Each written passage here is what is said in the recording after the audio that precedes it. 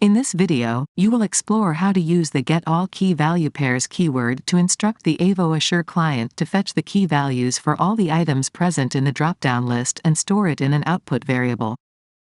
Begin by adding the first test step by selecting airlines _ dropdown from the element name dropdown and get all key value pairs from the descriptive keyword dropdown.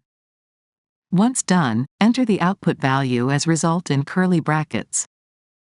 After that, add one more test step and select it generic as the element name and display variable value as the descriptive keyword.